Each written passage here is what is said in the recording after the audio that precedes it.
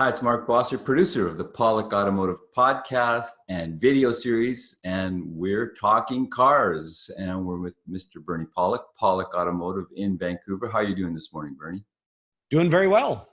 So today's victim is a 2014 Mercedes-Benz C350 4Matic, long name, that had front brake problems. What was going on with this Mercedes-Benz?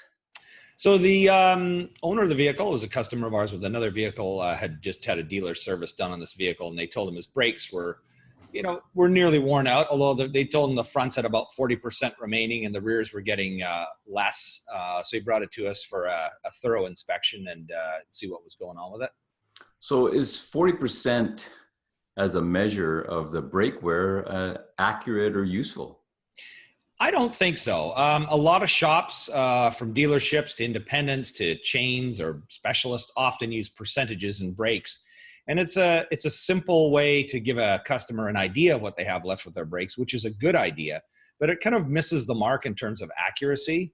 What is 40%? Is that 40% of the whole depth of the brake pad? And so does that account that, you really don't want to wear the brake pad to zero? There's a lot of things missing in that percentage recommendation. It's also something that's easy to do. A technician can kind of look and go, yeah, it's about 40% left. Well, it's like 30. So it at least gives some information to pass on to the client, but it's not really entirely accurate. So what's a better measure of brake wear? Well, the better measure is to actually use a brake measure gauge and give a measurement in millimeters. Then that way, on this vehicle, a new brake pad usually starts out at about 12.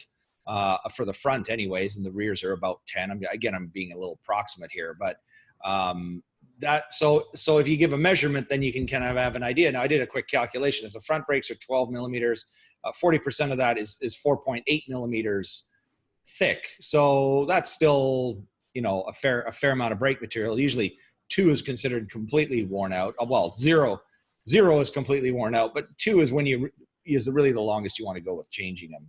Let's get into some pictures here. I'll just show you some of the tools we use to measure things. So there's our 2014 C350 2-door, nice coupe, quick little car.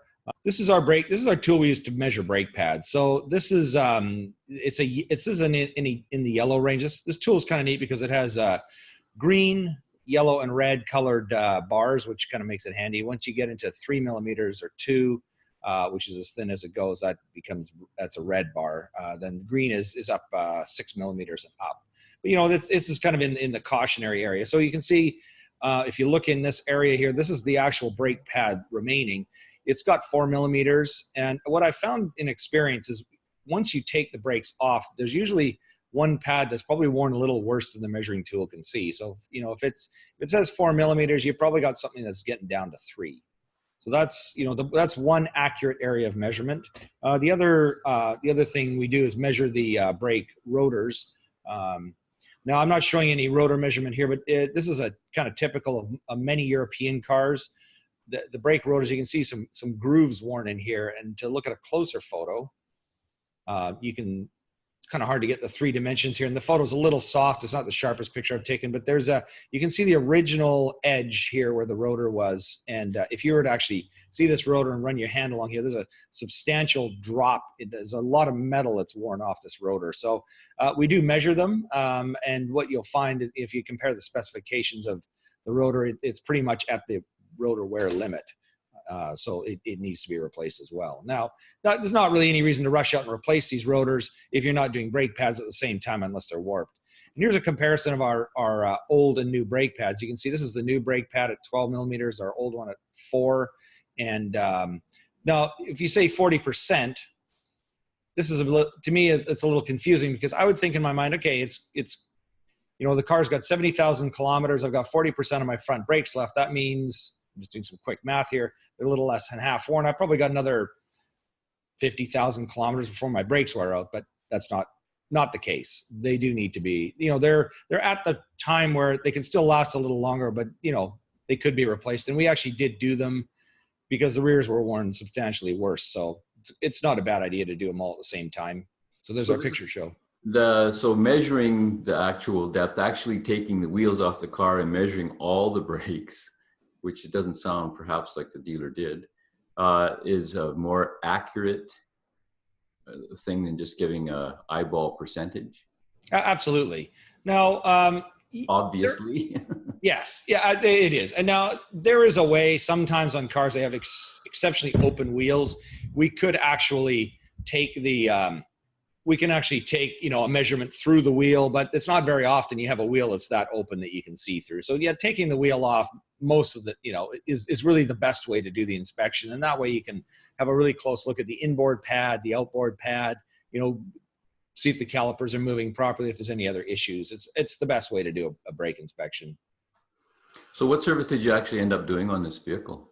So we replaced the front and rear brake pads and rotors. As I mentioned earlier, the rears were worn worse. They were down about 2 millimeters. And, the owner could have left the fronts for a little while, but chose to do the fronts while the car was here. And then that way he's not going to need to come back for service, anytime soon. I mean, if he may have got a year more out of these brakes, depending on how much he drove. But I would say, it's not, not overly expensive just to do them now. But again, we leave the client the choice to do that. We also did a brake fluid flush at the same time. Brake fluid every 2 years on these vehicles, and according to his records, he hadn't done it, so we did that at the same time. 70,000 kilometers in a 2014. It's not being driven all that much, but maybe driven kind of fast. Yep, yeah, and that'll wear your brakes a little harder too. Anything else that you need to do to service a 4Matic vehicle? Well, the 4Matic, so that's basically Mercedes all-wheel drive system. So there's a little more complicated. I'd say a lot more complication to this vehicle. There are CV axles in the front. I mean, they don't need servicing unless something wears out. But there is a front differential. There's a transfer case unit and an extra drive shaft. So there are extra parts and pieces. And just be prepared with a 4Matic that you will spend substantially more money when something goes wrong. Things like maybe an oil pan gasket because the axle shaft goes through the oil pan.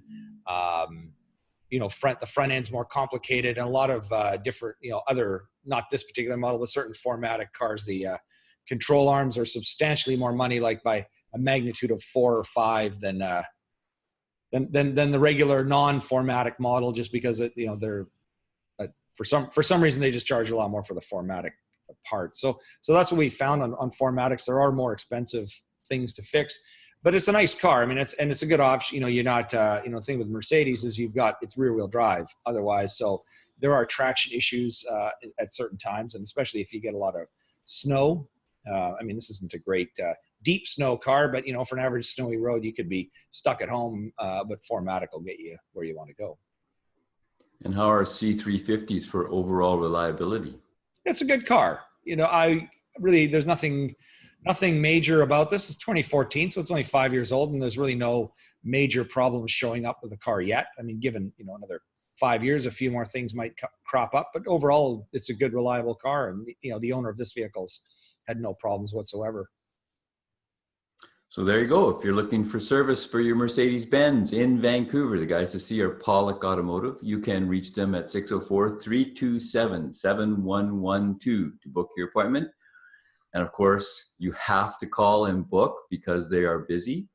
Or check out the website, pawlikautomotive.com. There's many years worth of posts on the blog about repairs and maintenance of all makes and models of cars. Of course, our YouTube channel, Pawlik Auto Repair, same thing, over 300. And of course, thank you so much for listening to the podcast and watching, and we appreciate it. Thank you, Bernie. Thank you, Mark, and thanks for watching.